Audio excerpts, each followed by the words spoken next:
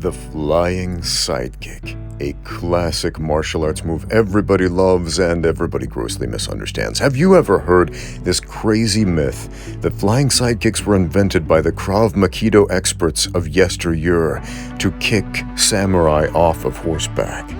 The idea that these heavily armed warriors would somehow be knocked off of their horses by an unarmed karateka doing nothing more than a flying sidekick. This presents so many questions. For starters, the height.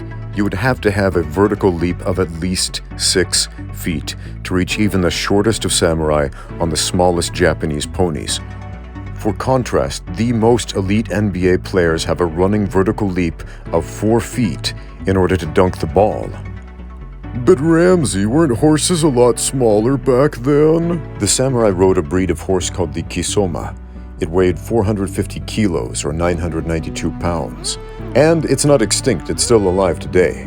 The samurai would have been seated at about 140 centimeters on the Kisoma's back.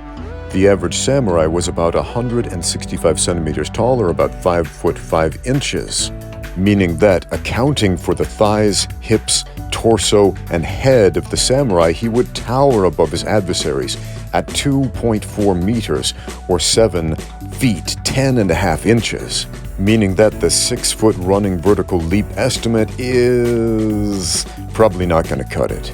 Let's talk about the weight difference. The average samurai weighed 68 kilos or 150 pounds. He wore armor that weighed about 25 kilograms.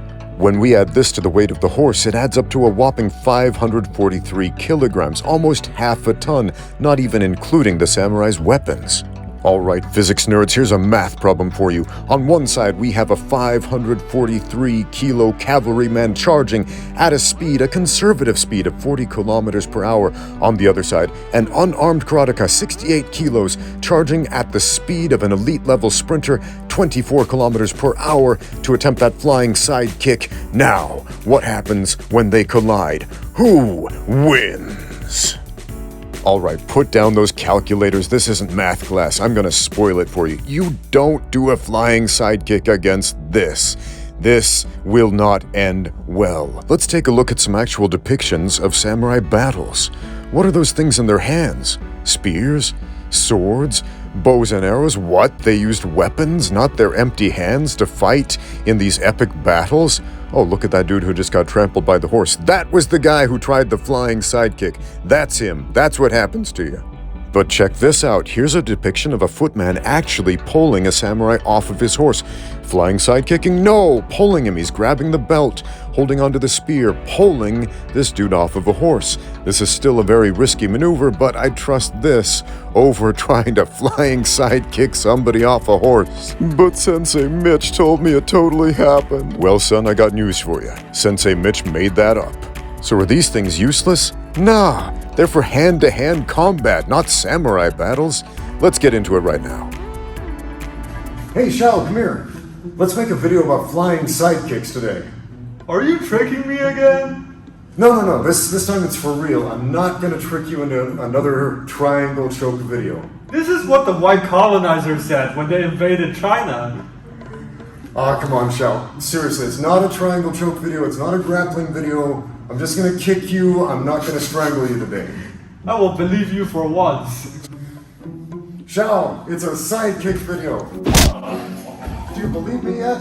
Yeah. Think back to those old school fighting games. When somebody has a ranged linear attack, what do? You jump over it and sidekick them in the face. They throw a fireball at you, you jump over that thing and you do a flying sidekick. Boom. In real life, nobody's going to throw a fireball at you. What they will do is keep range and distance between you. They'll move in and out, they'll use long linear attacks like sidekicks, jabs, and then quickly dart away. Some people call this running away. It's not running away, it's a highly strategic way of fighting. And so you might notice here as I'm sparring with Shao, I want to get in close. He wants to keep space in between us. I've got a huge reach advantage. He wants to negate that. And it gets really annoying. So there are many ways I can bridge that gap. One of the simplest, most underutilized, and quickly effective ones you might not have thought about is this: the flying sidekick. You don't need a lot of space, you need enough room to take one single step. And since every time I attack, Xiao takes a step back, I have that space. Xiao and I were sparring earlier today, and I did this 3 times, and he gave me a look like, that's a real thing you can do? That's not just for movies and video games? And yeah, it is. So... I called you a spammer. Yeah, he called me a spammer because I was spamming flying sidekicks. Yeah. So I like to get up fairly close when I fight. I like to clinch. I like throwing knees. I like boxing in the pocket. Xiao doesn't. He likes to give as much space as possible. And so maybe we start over here, right? And I throw a punch and he's going to take a big step back because he wants this space. And I'm like, man, I got to bridge the gap somehow. There's a very simple way to do it. Flying sidekick. They're sparring, they're fighting. Maybe I want to box with him. He goes way out here. So I step in. And that puts me right into boxing, kickboxing, striking range once again.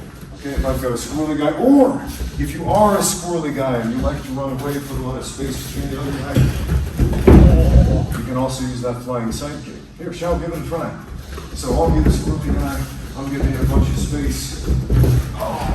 And look where he lands. He lands right there in the pocket. Now, not immediately in the pocket, because you do push him off, right? You can knock him away, but this puts me much, much closer where I can now do my standard kickboxing moves.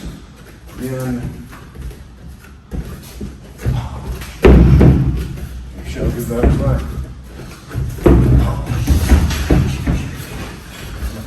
One more time. Go ahead and do it. I'm on the way.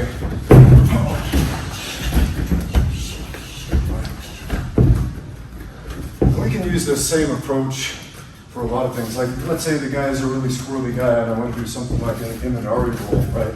And I'm like, hey, let me reach down here and grab your leg. No, sprint at him. Now we're stuck up against the ropes, so nobody's... Is that no grappling? I know. Oh, you're right. Okay. Going back on my word here. Anyway, if you find yourself with a mile of space in between you and the other, not a mile, but like 6 feet, 7 feet, 2 meters, something like that, one little step, one little jump, one little side kick is going to put you right inside of striking range very quickly. You don't need a lot of running room. You really just need one step.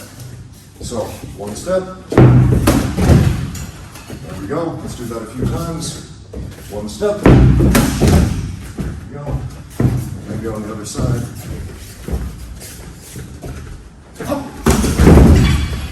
And you can generate an enormous amount of power because we're dropping our body weight into it. It's a giant size falling step. One more time. And you'll notice as soon as I land, I'm nice and close, so I can start my infighting once again. So this is a very important precaution. As soon as you land from that flying sidekick, you start to box. Right? Don't expect it to knock him out. This is to bridge the gap. Okay? Again, he's a squirrely guy. As soon as I get up here, now we start our infighting. A very similar technique and strategy is the flying knee. So I like to use a flying knee to get inside of a clinch because I love clinch fighting, but a lot of people don't, and they will do everything they can to get outside of that clinch. So he's got all this space and distance between us. So I'm going to take this one step, jump, and this flying knee puts me right into clinch range. One more time. He's put a mile of space in between us, running step. That knee will occupy him, so he's not going to counter. Then I move immediately into my clinch. Okay, very similar to how I can use the flying sidekick to put myself into kickboxing range here. I'm going to set this up in a very similar way to a turning sidekick. So for a turning sidekick, step, rotate, sidekick with the back leg, again step, rotate, sidekick with the back leg. But in this case, he's put a ton of space between me and him. I'll take one running step, rotate, leap off the back leg. So all together, step, rotate, and blast him with that side kick.